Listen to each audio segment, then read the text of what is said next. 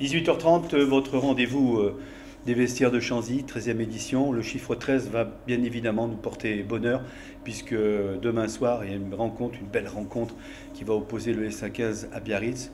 Comme l'a dit Vincent Etcheto en conférence de presse, c'est une finale. Mais encore une finale, on a déjà eu des finales, et c'est une nouvelle finale, avant une autre finale. Et ce sera contre Mont-de-Marsan. Pour présenter cette édition, bien évidemment, Hugo Rive, mon coéquipier présentateur, à la réalisation Mathias Grondin, et puis l'invité qui va apparaître à l'écran dans quelques secondes. Je te laisse, Hugo, donner son nom et surtout le présenter. Notre invité aujourd'hui, c'est Mathis Lafont, centre de cette équipe du SA15, qui est arrivé la saison dernière au SA15. On avait déjà eu l'occasion d'en connaître un petit peu plus, mais ce sera cette émission, comme vous le savez déjà, l'occasion de connaître en détail le parcours de Mathis et comment il se sent et comment il voit le futur avec le SA15. Mais juste avant ça, on va faire un petit point sur le sommaire de l'émission pour savoir ce qui nous attend. Dans un premier temps, Mathis Lafont, toutes les informations, le retour sur ce match face à Vannes avec une petite palette tactique qui apparaîtra, qui sera sur le dernier match de Chanzy. Que les gens ont apprécié d'ailleurs cette palette. Des statistiques du match de ce bloc, le classement de la Pro D2 où se situe le SA15 à maintenant 3 journées de la fin, la projection sur le match du SA15 face à Biarritz vendredi à 19h, la composition des équipes, notamment celle du SA15, et puis l'agenda du week-end. On commencera avec l'agenda de la Pro D2, et puis ensuite les jeunes seront aussi sur les terrains, et enfin quelques petites informations, les brèves du SA15 comme on aime en donner. Ouais, le petit plus, c'est-à-dire de rentrer dans les vestiaires avec nous, de pouvoir connaître un petit peu comment ça se passe, comment le cœur bat au sein de l'équipe administrative et de l'équipe sportive ou administrative. On ne peut pas dans un club de Pro D2 dissocier l'administratif du sportif. Alors notre invité, il est là. Il a quand même joué 15 matchs depuis le début de la saison, ça passe quand même. Ouais, carrément. Bonjour à tous déjà. Ouais. Et ouais, carrément. 15 matchs, c'est une belle saison pour ma part, donc très content. On va faire décliner son petit CV, Allez, comme si on l'embauchait, tiens. C'est aussi bien pour un stage, vous venez pour un stage, on va essayer. Alors allez-y. Le nom, prénom et l'âge, Mathis, on commence facile. Lafont Mathis, j'ai eu 24 ans. Le lieu de naissance. Je suis né à Saint-Nazaire. Ouais, beau port de pêche. Ouais, surtout industriel. Pardon, Ouais, surtout industriel. Ton poste favori 3 quarts centre et particulièrement au premier centre, numéro 12. T'as joué d'autres postes avant d'occuper celui-là? J'ai joué à l'ouverture, un petit peu en Crabos à La Rochelle. Et puis, oui, toute ma formation, je dis ça, mais toute ma formation, j'étais à l'ouverture. Et puis, je suis passé au centre, catégorie espoir. Situation de famille, ça intéresse du monde, parce que si, en ce qui concerne Hugo, c'est fini, Mathias, c'est fini, moi, c'est râpé. Par contre, les invités, c'est intéressant. Et puis, on a une petite invitée derrière le bureau, on lui demandera sa situation de famille aussi tout à l'heure. Situation de famille. Alors, j'ai ma chérie, voilà, on n'est pas de Pax, pas de mariage pour le moment, mais ça risque d'arriver. C'est pas la même que Hugo, rassure-moi. Non, normalement non. Normalement, c'est bon. On n'est pas au courant, mais normalement, non. Enfin, je suis pas sûr. Et le mariage, donc c'est possible ce mariage? Mais pourquoi pas? Ouais. Pourquoi pas, oui. C'est pas tout de suite maintenant, mais dans le futur, oui, pourquoi pas.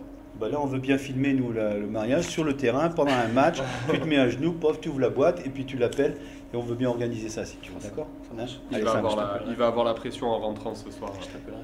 Les clubs par où tu es passé, on avait parlé de Saint-Nazaire, à mon avis, il va y avoir du Saint-Nazaire, non? Ouais, c'est ça. Mon premier club, c'est la Baule. J'ai commencé à 8 ans, j'ai dû faire 3 ou 4 ans à la Baule. Je suis parti à Saint-Nazaire après. Et puis ensuite, j'ai été au Pôle Espoir à Tours, donc j'ai joué avec Tours. Et à 18 ans, je suis parti à La Rochelle. Et du coup, je suis arrivé l'année dernière, en fin de saison, au SA15. Tu parles de la Baule, pas tenté par des sports nautiques, parce que là-bas, c'est quand même... pour exister un petit peu à la Baule, il faut être planchiste, il faut faire du voilier, non?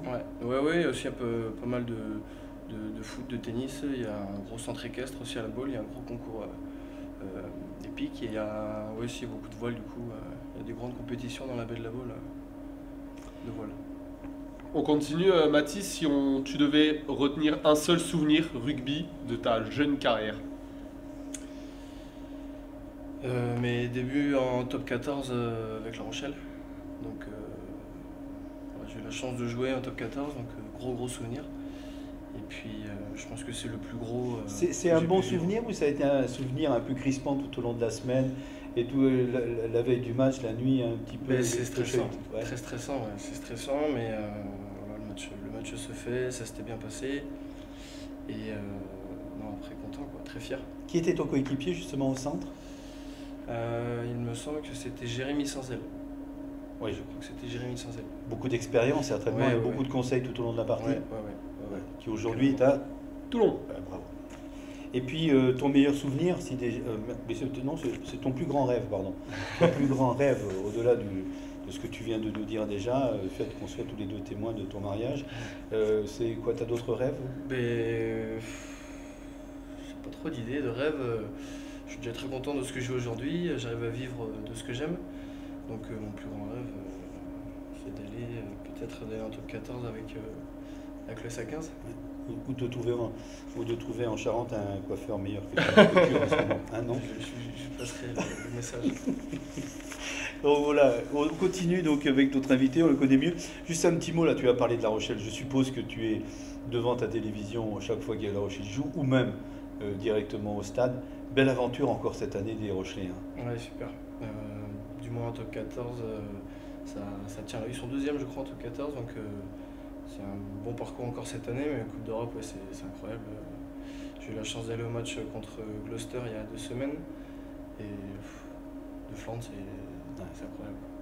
Quand il y a un public comme ça, tu es obligé d'avoir de grands résultats, et c'est incroyable. Et là j'ai vu, mais certainement que tu seras peut-être d'ailleurs, parce que Bordeaux fait partie de ta seconde patrie, j'ai vu que le stade de Bordeaux, les places se vendent comme des petits pains.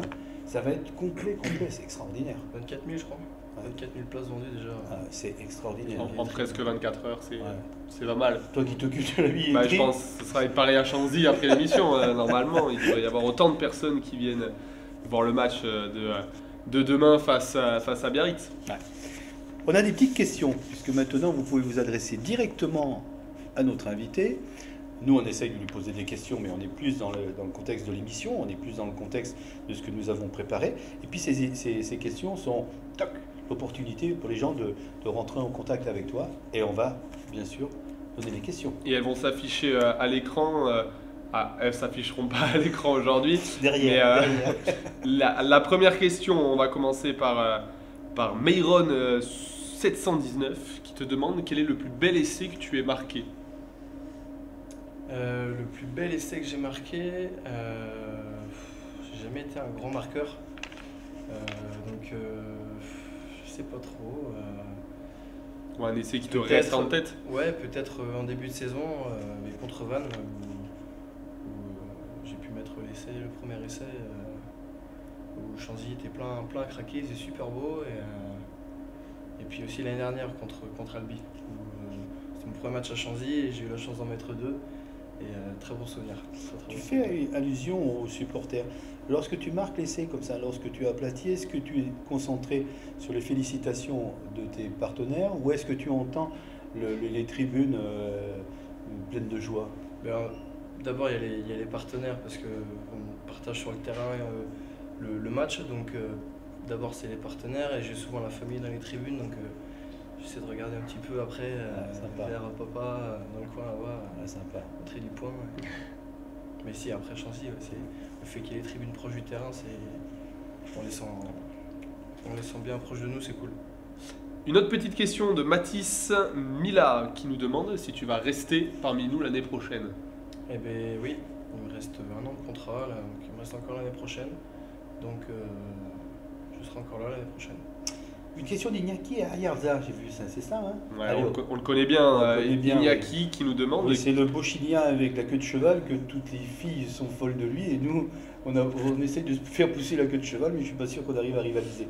Le reste du coiffeur aussi. Hein? Je vais donner le reste du coiffeur. Qui nous pose une question et peut-être que la réponse est un petit peu induite ou du moins il aimerait qu'elle soit induite. Quel est le meilleur joueur avec lequel tu es joué, que ce soit au centre ou... c'est certainement pas lui. Je pense le meilleur joueur. J'ai eu la chance du coup avec La Rochelle d'avoir côtoyé beaucoup de grands joueurs. Bien sûr. C'est très compliqué, mais il y en a beaucoup. T'as joué avec Botia? Ouais. Impressionnant. Oui, mais il était au centre et c'était pas pas le même abattage qu'il faisait aujourd'hui en troisième ligne. C'est impressionnant ce qu'il fait. Mais je dirais des joueurs comme Carbarlo, je pense. Ouais. C'est un joueur ultra complet dans le jeu à la main, au pied. Quel recrutement défense. intelligent de la part de La Rochelle d'aller chercher ce demi-mêlée All Black qui est vraiment, encore le week-end dernier, il marque 2 essais et il donne une impression de lenteur, mais je suis sûr qu'il va vite. Mais il est constant, oui, il va vite et puis il est puissant. Ouais. Puis il rentre et puis après ça y va. Très, très complet, Des beaux noms quand même. c'est la classe. Des beaux noms. Et puis on a une dernière question, mais là c'est un petit peu une question de gourmandise, de quelqu'un qui aujourd'hui joue à Albi, qui le week-end dernier a gagné, au fait match nul. Je sais plus. Match nul. Match nul. Et il a marqué des points, et énormément de points. Il joue avec le célèbre, notre ami Boutin. Oui. Hein. C'est Ben PO qui nous pose la question et qui nous demande est-ce que tu es plutôt Smarties ou M&M's? Je serais plutôt.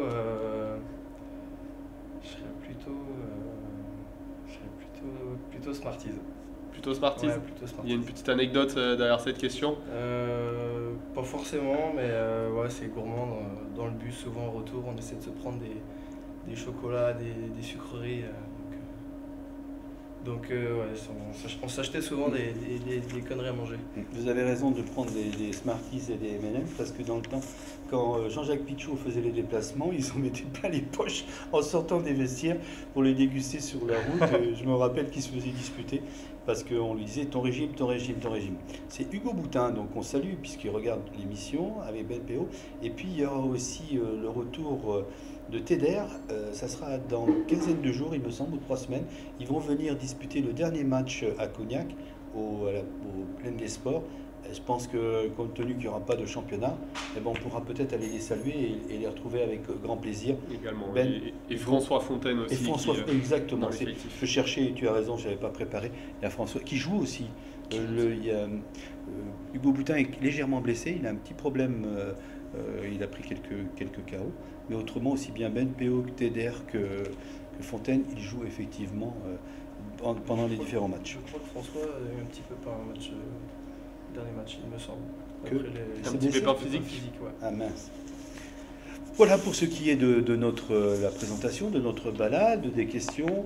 Et il est bien évident que tu es avec nous et tu peux intervenir dès que tu le souhaites dans l'émission. Mais on ne manquera pas de revenir vers toi pour bien évidemment partager ces 30 minutes de plaisir. Et on va continuer avec le dernier match, ce match qui te tenait à cœur, Mathis, on en reparlera juste après les images, mais ce match sur la pelouse de la Rabine à Vannes où malheureusement le SA15 s'est incliné, mais on a vu un beau match de la part de nos violets qui avaient leur tunique blanche pour ce match face à un stade comble, 10 000 personnes, et puis la première du joueur que vous voyez à l'écran, Benjamin Botica, dont on reparlera sûrement. Et ce match qui a commencé tambour battant par le SA15 avec des premières actions et le SA15 qui met la main sur le ballon. Et ici, on le voit, petit par-dessus de la part de Benjamin Botica, c'est un petit peu cafouillé. Et puis il y a ce numéro 12 qui plonge dans l'embut, on se demande qu'est-ce qui se passe.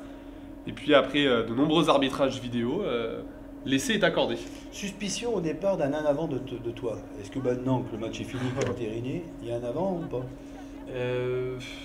Au départ, sur le coup de pied par-dessus, c'est le joueur c'est le 13 de Vannes qui touche le ballon. Donc moi Tu touches pas. c'est pas moi. Donc là, lui il touche du coup en arrière dans son camp.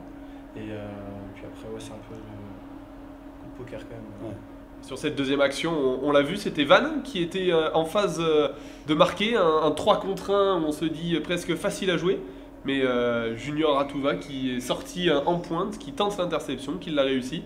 Et donc du coup, eh bien, c'est entre les perches et ça fait 14-0 pour le SA15 après une vingtaine de minutes de jeu. Il vaut mieux qu'il rattrape le ballon là, parce que si jamais il rattrape pas le ballon avec une interception manquée en zone de marque, ça peut être double peine, carton jaune et 7 pénalités. Tant mieux pour lui, c'est un acrobate, c'est un jongleur et on en a bénéficié. Donc on se dit 14-0, un excellent début de match, mais Vannes va remettre la main sur le ballon avec notamment leur demi d'ouverture à Maxime Lafage et puis sur quelques temps de jeu au près vont trouver la brèche et ici c'est leur troisième lignelle qui va derrière la ligne. On s'est chauffé déjà depuis quelques temps. Ouais, ça chauffait et puis là de nouveau un essai. tu as raison de le dire, ça chauffait, mais il faut dire que c'était la période où on jouait à 13 contre 15. Hein. Ouais, de l'indiscipline avec 2 cartons jaunes coup sur coup suite à des fautes à proximité des lignes. Et là, de nouveau, une belle prise de... Et c'est de nouveau le numéro 6 qui marque cet essai. Ouais, une équipe de Vannes, quand même, moi j'ai trouvé très plaisante. Et par rapport aux équipes qu'on a vues, Hugo, j'ai trouvé que c'était après Oyonnax certainement la plus belle équipe de cette poule de Pro D2. De nouveau, une sortie de mêlée, une prise du centre du terrain et là, Maxime Lafage qui envoie l'arrière marquer l'essai. Mais on a senti aussi cette équipe poussée par un public vraiment et même à 14-0 n'a jamais semblé être dépassée. Et là, c'est la réaction d'orgueil de la part du SA15. Plus grand chose à jouer. Vannes avait le bonus offensif. Et nos violets ont décidé de jouer une dernière carte avec cet essai notamment marqué à presque en fin de match dans les 5 dernières minutes. Il me semble que c'est le numéro 8, Hubert Texier, qui va marquer cet essai. Oui, un essai donc, qui permet à l'équipe du SA15 non pas de revenir un petit peu et d'être au niveau du tableau d'affichage, c'est un petit peu plus juste. Par rapport au match qu'on avait vu, le tableau d'affichage était un petit peu lourd avant cet essai. Et ça prive l'équipe de Vannes d'un point de bonus offensif. Et les joueurs de Vannes, à la fin, nous disaient ce point de bonus offensif, il faudra qu'on aille le récupérer à Carcassonne. Peut-être nous arranger ça, non? Clairement, ouais. J'espère que Vannes, parce que là, ils jouent la 3e, 4e place, donc ce qui représente un barrage à domicile. Donc ils ont tout intérêt à aller gagner à Carcassonne. Ce qui pourra faire nos affaires à nous, c'est en cas de victoire demain contre Biarritz. Ouais, c'est intéressant ce que tu dis parce qu'aujourd'hui, nous, notre souci, c'est bien évidemment de regarder ce que font Carcassonne, Montauban et Rouen quand même par rapport à... Mais là, il y a des équipes telles que Vannes, tu as raison, qui vont aller chercher une demi-finale, un quart de finale à la maison. Pour rappeler, le premier et le deuxième sont qualifiés directement. Ils reçoivent en demi-finale chez eux. Et après, il y a des quarts de finale. Le troisième reçoit le sixième et le quatrième reçoit le cinquième. Donc ça veut dire que au niveau Et après, une fois que les finales sont disputées, le vainqueur de la finale monte directement au top 14 et l'autre finaliste joue contre l'avant-dernier du top 14, sachant qu'aujourd'hui, eh bien, c'est l'équipe de Brive qui est un petit peu en difficulté. Complètement, Didier. Mathis, est-ce que dans cette fin de match, on a vu cette petite réaction d'orgueil? On pense aussi au goal average qui pourra éventuellement être important en fin de saison en cas d'égalité à plusieurs? Pour ma part, j'y pense pas vraiment. Le match était plié. C'est sûr qu'après, pour la physionomie du match et tout, c'était bien pour nous de finir sur une bonne note sur un essai. Parce que sinon on n'aurait existé que un quart d'heure, je crois, c'est les premiers essais. Et ça aurait été un peu plus lourd. Donc non, c'était ça, à la fin nous fait du bien et ça montre qu'on a de l'orgueil aussi et qu'on s'est battu jusqu'à la 84e, je crois. Donc cet essai nous fait du bien. Et lorsqu'il y a un match intéressant, il y a des statistiques aussi qui sont des statistiques qui parlent d'eux-mêmes. On va certainement voir les statistiques, je vais te laisser analyser, Hugo. Elles vont s'afficher à l'écran, mais là aussi, un temps de jeu effectif très élevé, 41 minutes 49, on se rapproche presque des standards internationaux, mais on l'a vu, il faisait plutôt beau à Vannes, et avec beaucoup de volume de jeu de la part des deux équipes. Ensuite, 124 mètres parcourus par Iliesa Aratouva, qui notamment est bien aidé par presque 90 mètres parcourus sur son interception. Et enfin, le sécateur était de sortie, c'est Nicolas Martins. Sécateur portugais. Qui a 27 plaquages réussis pour 27 tentés. Là aussi, à mon avis, il devait avoir un petit peu mal aux épaules à la fin du match.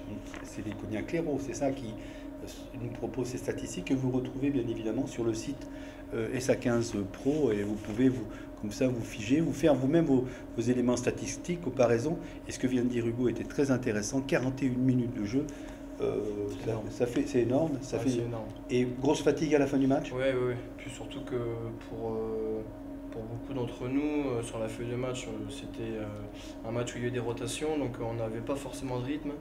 Et c'était un match très très dur, il y a eu beaucoup d'intensité, des longues séquences. Et c'est 41 minutes de temps de jeu, c'est énorme. Ça s'est senti notamment à la fin de la mi-temps, aux alentours de la 30e, plus l'indiscipline, mais c'est vraiment physiquement où cette équipe de Vannes a réussi à passer au-dessus. Ouais, clairement, et puis on a passé beaucoup de temps à défendre, et défendre c'est fatigant. C'est plus fatigant qu'attaquer, et non, c'est très très grosse intensité. Quand tu parles comme ça de défense, adresse-toi à moi parce que je n'ai jamais connu ce que c'était que de défendre. Non, c'est pas beaucoup. Champion de match landaise pendant toute ma carrière. Un palette tactique, puisqu'on a un peu chamboulé, on parlait des statistiques, cette palette tactique, c'était une nouveauté la dernière fois, dans la dernière émission. Alors, qu'est-ce que l'on propose aujourd'hui? Qu'est-ce que tu nous as concocté? Eh bien, ce ne sera pas sur ce match face à Vannes, mais plutôt une palette tactique du dernier match à domicile où le SA15 avec cet essai salvateur. Et on va le voir, elle va s'afficher de suite à l'écran. Ça part de Lucas Rubio qui trouve Ben Botica et là la course rentrante de Nabou qui fixe la défense. Et on voit un 7 contre toi qui se dessine. On va retrouver Pachi Vidar dans le dos qui va passer la balle à l'Edouamo. Là le centre se jette un petit peu. Et là on le voit l'ailier au fond qui rentre dans la ligne mais qui se fait déposer par Pierre Lafitte qui l'a vu. Et là ensuite 2 contre 1 pour gagner le duel face au dernier défenseur. Et Marvin Lestromo, on le voit dans le coin à droite à la 79e qui vient délivrer tout un Chanzy. On le voit, l'intelligence situationnelle de Pierre Lafitte sur cette action qui est vraiment très intéressante. Ce sont aussi des séquences que je suppose vous travaillez toute la semaine. Ouais, bien sûr. On travaille beaucoup par scénario. Quand on met de l'intensité, on met 100% d'intensité. Ce qui nous permet aussi de nous mettre dans des situations où voilà, on est mené, comment on gère ce temps-ci. Donc, ouais, ça a été travaillé. Ouais. Alors, ce qu'il faut dire quand même, bien évidemment, ce qu'on retient, c'est la percée de Pierre Lafitte et puis l'essai de Marvin, bien évidemment. Mais avant, on retient, et c'est la palette, grâce à la palette, on a vu que Madvaille avait été capté l'attention et surtout avait permis à cette défense qui était sur le large de revenir un petit peu sur l'aspect central hein, quand même, puisque c'est important quand même, le départ était important. Ouais, avec Pachi aussi qui intervient. Oui, Pachi, non, tout est bien joué. En plus, dans cette zone, souvent, on va chercher à sortir du camp. Là, on est mené, il reste 2 minutes. Non, c'est la lucidité à cette période du match, elle est importante et les gars l'ont joué à fond. On le voit aussi, hein, les Guilles, justement, dans cette zone où le 50-22 peut être aussi une solution. On le voit, l'ailier au large qui était plutôt en couverture et qui rentre dans la ligne et qui fait que, bien forcément, un petit peu sur les talons, Pierre Lafitte avec sa vitesse dévastatrice, puisque je crois qu'il est monté à plus de 32 km/h sur cette action, et bien l'a déposé un petit peu. On recevra encore un PV, 32, normalement en ville on est à 30, il faudra qu'on en parle à Pierre, mais bon, pour ça on va lui pardonner, on lui paiera le PV directement. On fait un petit point sur le classement. Le classement de cette Pro D2 qui va s'afficher de suite à l'écran avec eh bien, le SA15 qui a perdu une petite place puisqu'il se trouve maintenant 14e. Montauban avec sa victoire bonifiée à domicile, c'est plutôt donné de l'air avec 50 points, mais c'est toujours serré entre cette 12e et 15e place. On voit que toutes les équipes se tiennent en 4 points, une seule victoire. L'intérêt c'est que Biarritz aujourd'hui est 9e. C'est-à-dire qu'on peut considérer que cette équipe de Biarritz n'a plus rien à gagner en termes de qualification, bien évidemment, et en termes de descente aussi. Le week-end prochain, Montauban se déplacera à Mont-de-Marsan. Carcassonne se déplacera à... C'est Carcassonne qui ira à Montauban et le SA15 qui recevra Mont-de-Marsan. Non, mais le week-end qui approche, mais c'est pas grave. Ce week-end, on va le voir après avec le voir tout à l'heure, pardon, excuse-moi. Vannes va à Carcassonne. C'est Vannes, oui c'est ça, Vannes va à Carcassonne et Montauban va à Mont-de-Marsan et Rouen va à Colomiers. Donc on a tout à gagner. Voilà, de gagner. De gagner. L'agenda il s'affiche juste ici avec ce premier match qui on sera va voir Aurillac face à Agen. si on avait bien révisé quand même. Le SA15 qui accueillera Biarritz. Attention, petit changement d'heure, le notez bien, on vous le redira au cours de l'émission, mais ce sera 19h et non pas 19h30. Colomiers qui accueillera Rouen, là aussi, Rouen mal en point, hein, ouais. C'est un petit peu la... Et Colomiers qui a encore des points à aller chercher pour éventuellement revenir dans le groupe des 6, choses qui ne sont pas actuellement. Donc ce sera Mont-de-Marsan qui accueillera Montauban, là aussi le Stade Montois qui va essayer d'asseoir sa deuxième place face à Grenoble avec ce match important contre Montauban, et puis Carcassonne qui recevra Vannes, tu l'as dit tout à l'heure Didier, et bien, nos amis vannetais qui veulent aller chercher des points, et notamment ce point perdu en fin de match face au SA15. Tout ça, jeudi 13, ça commence, c'est-à-dire ce soir à partir de 21h, et puis demain, bien sûr, vendredi 14, avec un 19h, le rendez-vous à Chanzy. on regarde l'affiche. On regarde l'affiche, Allez. on continue avec cette affiche, le SA15 qui accueille le Biarritz Olympique vendredi, et on le redit, coup d'envoi 19h. Les horaires d'ouverture des portes ne changent pas, ce sera toujours 17h30, ce sera juste le coup d'envoi qui sera un petit peu avancé à 19h. Oui, intelligent. Pas souhaité ouvrir un petit peu plus tôt. De toute façon, les gens travaillent. 17h30 pour se rendre au stade, c'est parfait. Et donc, une belle soirée avec, pourquoi pas, des bandas, de la musique, un DJ, des frites, des saucisses, et puis de la bière. Et puis une soirée où il faudra encourager le SA15, c'est évident. Parce que pour vous, c'est important, vous les joueurs, ces rendez-vous de match, c'est le travail, enfin, entre guillemets, plaisir-travail. Mais nous qui sommes supporters, on est aussi angoissés par rapport à cette rencontre, et on espère qu'au coup de sifflet final, on pourra partager votre joie des 4 points. Un parfum Et de, pourquoi pas plus. J'espère aussi. un parfum de phase finale, comme le disait Vincent Etcheto en conférence de presse, que ce soit, comme tu l'as dit Didier, à l'extérieur de la rencontre, en dehors du terrain.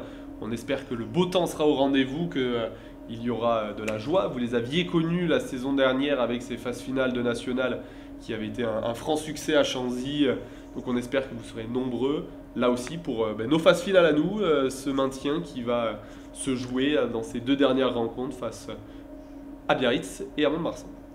Alors, j'ai pas été photographié cette semaine, toi non plus. On va avoir le trombinoscope de la composition d'équipe. Est-ce que cela voudrait dire que nous ne sommes pas dans l'équipe ce week-end? Je pense qu'il vaut mieux même pour le pardon. SA15 qu'on D'accord. soit pas dans l'équipe. Je ne doute pas qu'on aurait fait des ravages, mais J'aurais fait briller Matisse. la composition des violets qui va s'afficher de suite avec notamment cette première ligne.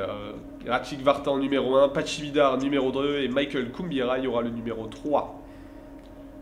La seconde ligne, ça fait plusieurs fois qu'on la voit à Chanzy, cette seconde ligne. C'est Matt Bekeboom et son numéro 4 qui sera associé à Sikeli Nabou, qui avait été mis un petit peu au repos la semaine dernière. Exact. Ainsi que beaucoup d'ailleurs. Belle troisième ligne. La troisième ligne, Gauthier Gibouin, capitaine, sera associé à Nicolas Martins, qui, on l'espère, aura la même activité que la semaine dernière. Et Matt Vaille aura le numéro 8.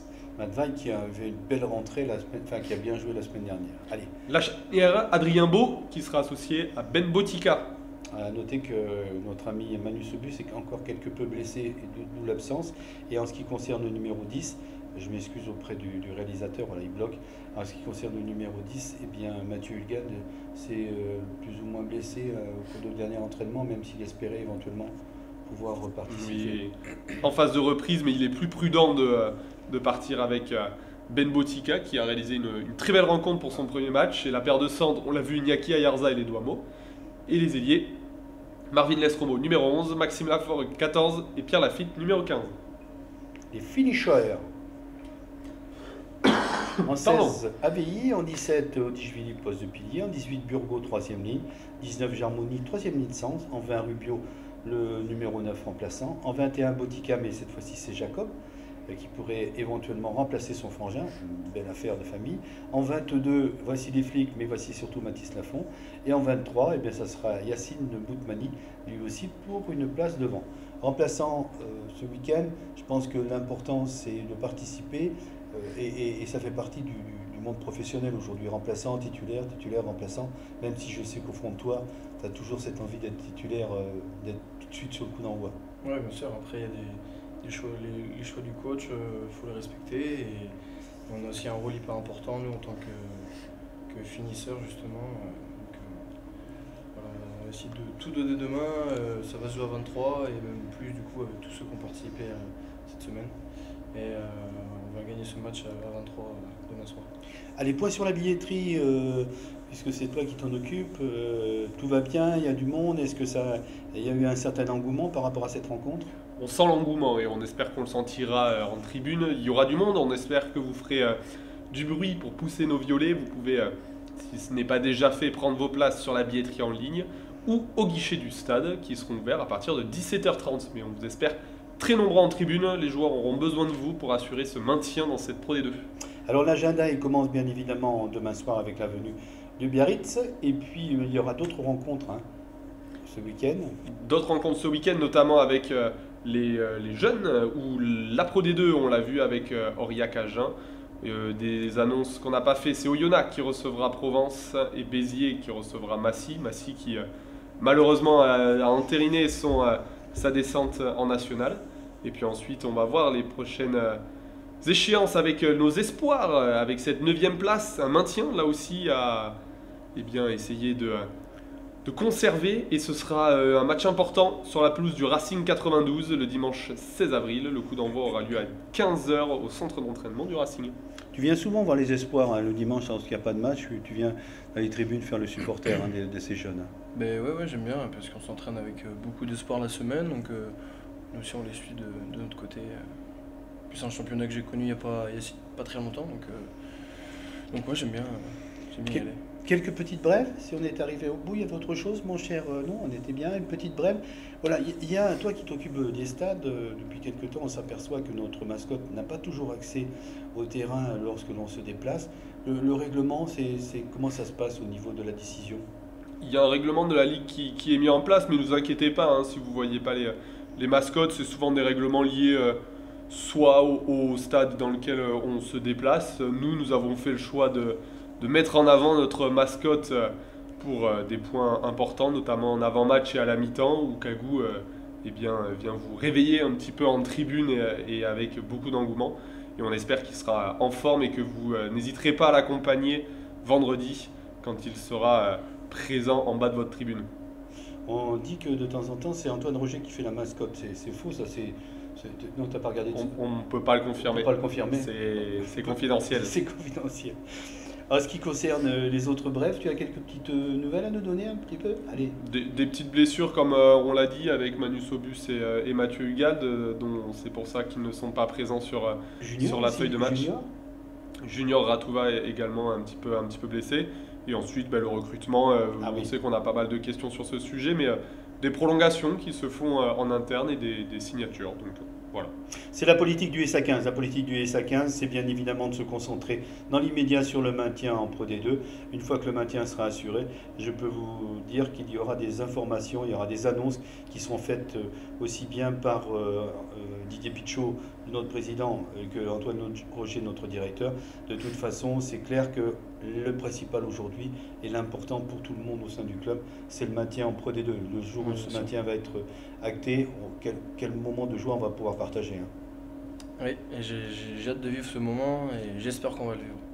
Et j'en suis sûr et certain. On a un petit peu débordé là parce qu'on était bavard, notre invité était bavard. On a dû faire quelques minutes supplémentaires. On a passé un bon moment, on a passé 32 minutes à peu près avec vous. Merci de nous avoir suivis. Moi j'ai fait un petit clin d'œil à nos copains parce qu'il faut savoir qu'il y a 3 ans maintenant, 3 ans, 4 ans, quand on a commencé, ils étaient avec nous. On pense souvent à eux et on les croise souvent, nos amis d'Encore Design. Et pour le moment, on va rentrer tranquillement à la maison, se reposer, se préparer demain pour être à l'heure au stade et surtout dans les tribunes pour encourager. N'oublions pas que l'équipe de Biarritz, c'est une équipe qui est plus ou moins blessée, qui est plus ou moins en autogestion. Et on sait que de temps en temps, l'autogestion, ça revigore un petit peu les équipes quand même. Il ne faut pas croire que malgré leur défaite le week-end dernier, c'est tout gagné. Non, faut pas croire. Bon. Voilà, on a appris plein de choses te concernant. Et bien évidemment, merci Hugo. Merci à toi Didier. On a une prochaine émission qui sera la 14e, la dernière de la saison. Ça sera à l'occasion de la venue du Stade Montois. La semaine prochaine, il y aura une petite semaine off. Et après, on va se retrouver pour une nouvelle émission. Merci à Mathias Grondin pour la réalisation, Hugo pour la présentation, à Mathis pour notre invité. Et moi, je vous souhaite une agréable soirée et rendez-vous demain au stade de Chanzy. On aura l'occasion de se croiser et de se saluer sans aucun doute. Merci à tous. Merci, à demain. Merci à vous.